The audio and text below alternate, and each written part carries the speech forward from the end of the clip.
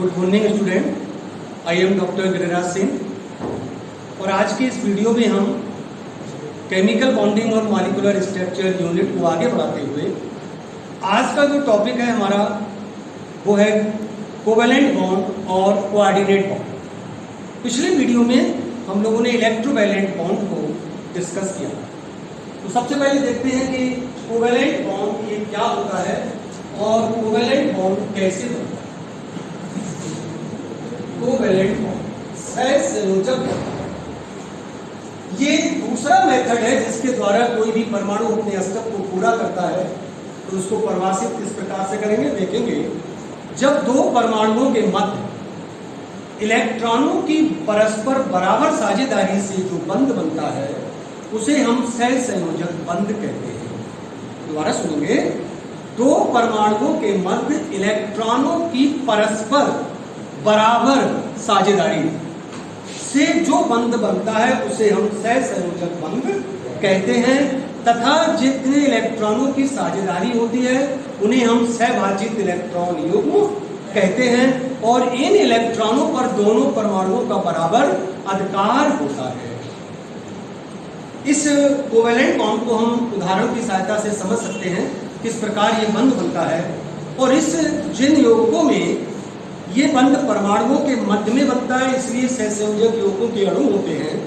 और ये जो बंध है इसको हम उदाहरण की सहायता से समझ सकते हैं। एक हम एग्जाम्पल लेते हैं, जैसे हाइड्रोजन ये का अणु। हाइड्रोजन का अणु ये हाइड्रोजन के दो परमाणुओं से मिलकर के बनता है।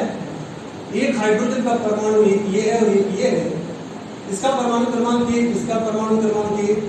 अगर विन्यास देखोगे तो दोनों का वैलेंस 1 होता है, अर्थात दोनों हाइड्रोजन के परमाणुओं पर एक एक इलेक्ट्रॉन उपस्थित है। तो अब हम देखते हैं कैसे ये बंध बनता है। एक हाइड्रोजन का परमाणु ये है प्लस दूसरे हाइड्रोजन का परमाणु ये है। दोनों ने एक एक परमाणु का साझा किया और इस प्रकार साझा करने से दोनों परमाणुओं के बाह्यतम कोश में 2 इलेक्ट्रॉन हो गए और इस प्रकार ये बंध बना और इसको हम एकल बंध से प्रदर्शित करते हैं। ध्यान देंगे, जब दो परमाणुओं के मध्य में एक इलेक्ट्रॉन युग्म की साझेदारी होती है इसको हम एक इलेक्ट्रॉन, इसको कहते हैं shared pair of electron. Shared pair of electron और एक एक इलेक्ट्रॉन की साझेदारी भी है दो परमाणुओं के मध्य। जब एक इलेक्ट्रॉन की साझेदारी होती है तो एकल बंध बनता है और इस एकल बंध को हम सिंगल लाइन से प्रदर्शित करते हैं। ये हमारा सिंगल बॉन्ड है और इसको एक रेखा से प्रदर्शित किया जाता है। और इस सहसंयोजक बंध में ये दोनों परमाणु आपस में दुर्बल वांडरवाल बलों के द्वारा जुड़े रहते हैं, जबकि आयनिक बंध में किससे जुड़ते थे? प्रबल वैद्युत आकर्षण फोर्स, इलेक्ट्रोस्टैटिक फोर्स से जुड़ते थे।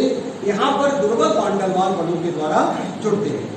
अगर किन्हीं दो परमाणुओं के मध्य में 2 इलेक्ट्रॉनों की साझेदारी होती है तो उनके बीच में एक युग्म बंध बनेगा। हम इसका भी एक एग्जाम्पल देखते हैं, जैसे ऑक्सीजन का अणु। ऑक्सीजन का अणु ऑक्सीजन के 2 परमाणुओं से मिलकर के बना और ऑक्सीजन का परमाणु क्रमांक 8 होता है और इसका अगर बाह्यतम में देखोगे तो 6 इलेक्ट्रॉन होते हैं, 8, 2 और 6। इस ऑक्सीजन के हम 6 इलेक्ट्रॉनों को इस तरीके से बनाते हैं। एक दूसरा ऑक्सीजन का परमाणु, इसके 6 इलेक्ट्रॉनों को इस तरीके से बनाया। अगर ये दोनों परमाणु 2-2 इलेक्ट्रॉन का साझा करें, देखिए ये परमाणु 2 इलेक्ट्रॉनों का साझा करते हैं और इस प्रकार उनके बीच में और साझा करने से 2-2 का जब साझा हुआ तो दोनों परमाणुओं के बाह्यतम कोश में 8 इलेक्ट्रॉन हो गए और इस प्रकार ऑक्सीजन के बीच में एक डबल बॉन्ड बनता है। 2 इलेक्ट्रॉन युग्मों की साझेदारी जब होती है तो उनके बीच में डबल बॉन्ड, तो ऑक्सीजन ऑक्सीजन डबल बॉन्ड के द्वारा जुड़े होते हैं और दोनों इलेक्ट्रॉन दोनों परमाणुओं ने साझा किए। इसी क्रम में अगर आप देखोगे तो नाइट्रोजन का अणु, नाइट्रोजन के अणु में भी ये 2 परमाणुओं नाइट्रोजन के मिलकर के बनता है नाइट्रोजन के, और नाइट्रोजन का परमाणु क्रमांक 7 होता है, 2 और 5। इसको अपना अष्टक पूरा करने के लिए 3 इलेक्ट्रॉनों की आवश्यकता होती है। तो देखें यहाँ पर दोनों नाइट्रोजन के परमाणु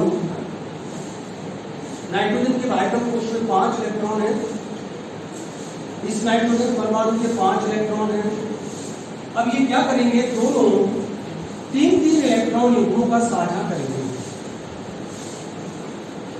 और 1 इलेक्ट्रॉन युग्म इसी नाइट्रोजन पर बना दीजिए। इस प्रकार जब 3-3 इलेक्ट्रॉनों का साझा हुआ तो इन दोनों के ही अष्टक पूरा हो गया और इनके बीच में एक ट्रिपल बॉन्ड बना। इसे हम ट्रिपल बॉन्ड कहते हैं और ट्रिपल बॉन्ड को 3 समानांतर रेखाओं से प्रदर्शित करते हैं। इस प्रकार हमने 3 एग्जाम्पल की सहायता से ये समझा कि सहसंयोजक बंध अगर 1 इलेक्ट्रॉन की साझेदारी हुई है तो एकल बंध बनता है, 2 इलेक्ट्रॉन की साझेदारी होती है डबल बॉन्ड बनता है और अगर 3 इलेक्ट्रॉन की साझेदारी होती है तो ट्रिपल बॉन्ड बनता है। बराबर साझेदारी है, जितना एक परमाणु इलेक्ट्रॉन्स को देगा उतना ही दूसरा देगा। अब हम इसके बाद बताते हैं कि जो सहसंयोजक बंध है ये कब बनता है, क्या शर्त है इसकी। या तो दोनों परमाणुओं के बीच में जो विद्युत ऋणात्मकताओं का जो अंतर है वो शून्य हो या बहुत कम हो, तब ये बॉन्ड बनेगा। और इलेक्ट्रोवैलेंट का बनता था जब दोनों परमाणुओं के बीच में 1.7 इलेक्ट्रोनेगेटिविटी का डिफरेंस था, तब बनता था। तो यहाँ पर जनरली सामान्यतया एक ही तत्व के परमाणु होते हैं, तो ध्यान करना एक तत्व के जितने भी परमाणु होते हैं उन सबकी विद्युत ऋणात्मकता शून्य होती है, बराबर होती है, सबकी बराबर, क्योंकि तत्व एक ही है तो उसके जितने भी परमाणु बनेंगे उन सब की इलेक्ट्रोनेगेटिविटी बराबर होगी। ठीक है, अब आते हैं हम इसके वे यौगिक जिनमें परमाणु सहसंयोजक बंधों के द्वारा जुड़े होते हैं, उन्हें हम सहसंयोजक यौगिक कहते हैं। अगर इन सहसंयोजक यौगिकों के कुछ लक्षणों की बात करें तो आप ये देखेंगे इनके लक्षण क्या होते हैं। नंबर 1, पहला पॉइंट, सहसंयोजक यौगिक के अणु होते हैं, क्योंकि ये परमाणुओं से मिलकर बनते हैं, परमाणु इलेक्ट्रॉनों की बराबर साझेदारी करते हैं, इसलिए इनके क्या बनते हैं, अणु होते हैं, पहला। दूसरा पॉइंट, सहसंयोजक यौगिकों में अणुओं के परमाणु परस्पर दुर्बल वैन डेर वाल्स बलों के द्वारा जुड़े रहते हैं, बने रहते हैं। दूसरा पॉइंट। तीसरा पॉइंट, अगर हम इसके गलनांक और क्वथनांक की बात करें, कि मेल्टिंग पॉइंट और बॉइलिंग पॉइंट की बात करें, तो सहसंयोजक यौगिकों के गलनांक और क्वथनांक निम्न, आयनिक यौगिकों के गलनांक और क्वथनांक उच्च होते हैं, क्योंकि इनके बीच में बंध दुर्बल है, इसलिए इनको तोड़ने के लिए हमको कम ऊर्जा की आवश्यकता होती है।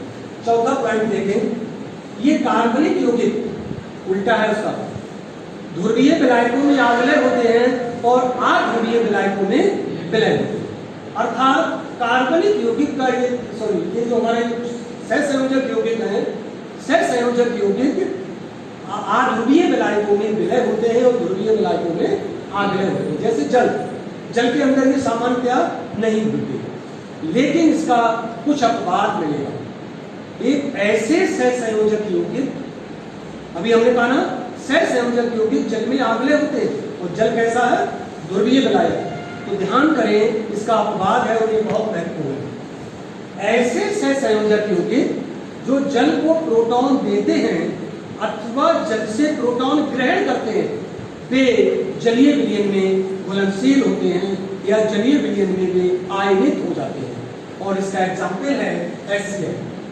HCl एक सहसंयोजक यौगिक है, जब आप इसको जल में घोलोगे तो ये HCl अपना प्रोटॉन इस जल को देगा, तो यहाँ पर HCl प्रोटॉन दाता का काम करता है और जल प्रोटॉन ग्राही का काम करता है, और इस प्रकार ये क्लोराइड आयन बनाता है और ये हाइड्रोनियम आयन होता है। तो ये भूल गया, आयनित हो गया। ये कब, जो जल को प्रोटॉन देते हैं, जल से प्रोटॉन लेते हैं। एक और एग्जाम्पल है इसका, अमोनिया। अमोनिया भी एक सहसंयोजक यौगिक है, जब इसको आप जल में डालते हैं तो यहाँ पर अमोनिया प्रोटॉन जल से ग्रहण करता है, प्रोटॉन ग्राही है, और जल यहाँ पर प्रोटॉन दाता का काम करता है, इसने अपना प्रोटॉन इस अमोनियम को दे दिया और यहाँ पर आपका OH- बनेगा और अमोनियम आयन बनेगा। तो ये जलीय विलयन में इसका क्या होगा, आयनन हो जाता है। भूल गए, तो इस कंसेप्ट को याद रखेंगे। प्रश्न आता है HCl या अमोनिया सहसंयोजक सहसंयोजक यौगिक हैं फिर भी ये जलीय विलयन में आयनित हो जाते हैं क्यों, या जलीय विलयन में विलय होते हैं क्यों, या इनका जलीय विलयन विद्युत का सुचालक होता है क्यों? इन तीनों का उत्तर एक ही है, क्योंकि ये जल को प्रोटॉन देते हैं या जल से प्रोटॉन लेते हैं। तो ये चौथा पॉइंट वहां पर। पांचवा, सहसंयोजक यौगिक गलित अवस्था में अथवा जलीय विलयन में विद्युत के कुचालक होते हैं क्योंकि ये विलयन में आयनित नहीं होते। फिर आया पांचवें पॉइंट में अपवाद, ऐसे सहसंयोजक यौगिक जो जल को प्रोटॉन देते हैं अथवा जल से प्रोटॉन लेते हैं वे जलीय विलयन में आयनित हो जाते हैं और उनका जलीय विलयन विद्युत का सुचालक होता है। कैसा होता है ये? सुचालक। इसके अंदर इलेक्ट्रिसिटी कंडक्ट हो सकती है क्योंकि इसके अंदर ये आयंस है। क्या है ये?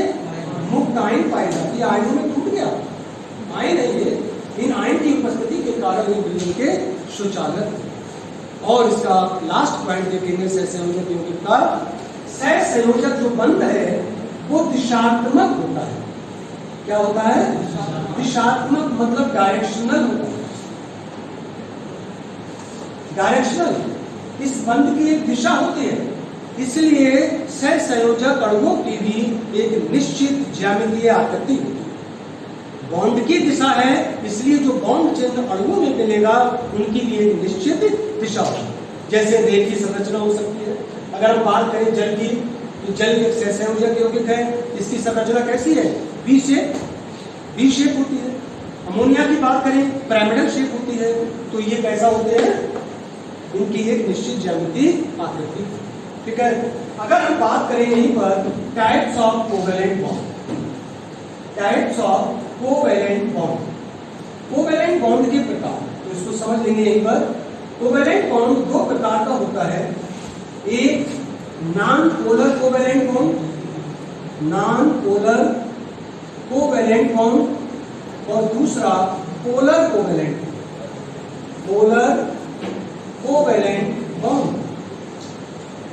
समझ लीजिए, इसको कहते हैं आध्रुवीय सहसंयोजक बंध और इसको कहते हैं ध्रुवीय सहसंयोजक बंध। आध्रुवीय सहसंयोजक बंध का मतलब समझ लीजिए, जब एक ही तत्व के दो परमाणुओं के बीच में इलेक्ट्रॉनों की परस्पर साझेदारी से जो बंध बनता है उसे हम ध्रुवीय, उसे आध्रुवीय सहसंयोजक बंध कहते हैं, क्योंकि इनमें साझे का इलेक्ट्रॉन युग्म दोनों परमाणुओं के मध्य में स्थित रहता है।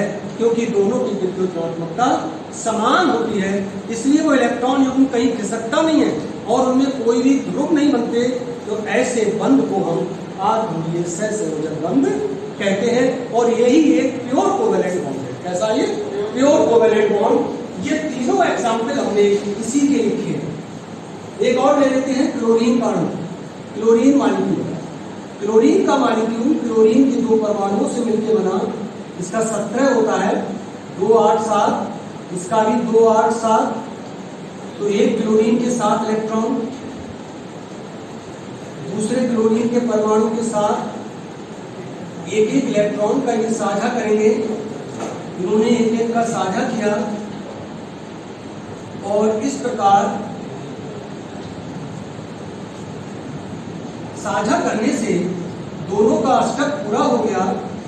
और ये जो शेयर पेयर ऑफ इलेक्ट्रॉन है, ये शेयर पेयर ऑफ इलेक्ट्रॉन दोनों क्लोरीन के मध्य में रहता है, क्योंकि दोनों की इस जोड़े को अपनी ओर खींचने की जो शक्ति है वो कैसी है?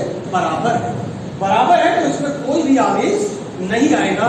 तो ऐसे बंध को हम आध्रुवीय सहसंयोजक बंध कहते हैं। देखिए जरा polar covalent bond. Polar covalent bond में क्या होगा?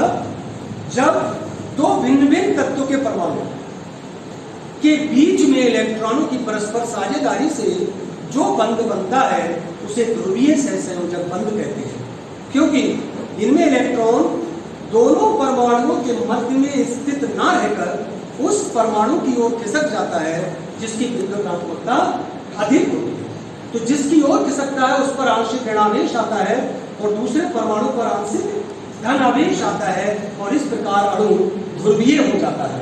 तो देखिए जैसे एग्जाम्पल ले हम यहाँ HCl का अणु। HCl के अणु में आप देखिए हाइड्रोजन का परमाणु है और एक क्लोरीन का परमाणु है।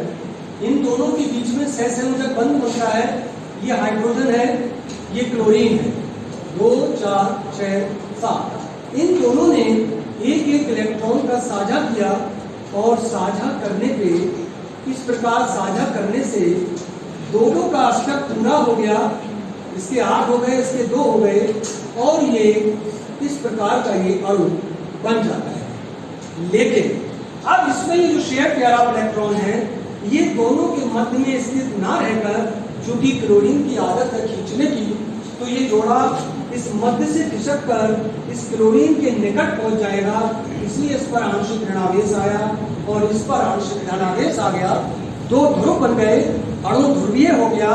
तो इस प्रकार के बंध को हम पोलर कोवेलेंट बॉन्ड कहते हैं, पोलर कोवेलेंट बॉन्ड कहते हैं। ठीक है, तो ये रहा हमारा सहसंयोजक बंध और उसके प्रकार। ये जो तीसरा हमारा कोऑर्डिनेट बॉन्ड है, ये लॉरी और सेडविक नामक 2 वैज्ञानिक थे, इन्होंने इस बंध को इंट्रोड्यूस किया था और बताया कि ये भी एक विशेष प्रकार का सहसंयोजक बंध होता है और इसमें साझे का इलेक्ट्रॉन किसी एक परमाणु के द्वारा दिया जाता है और दूसरों के द्वारा लिया जाता है, इसलिए ये विशेष प्रकार का बंध होता है और इसको एक तीर से हम व्यक्त करते हैं। इसकी और एग्जाम्पल और डिटेल में हम लोग अगले वीडियो में करेंगे इस कोऑर्डिनेट बॉन्ड को। आज की वीडियो में इतना ही। Thank you.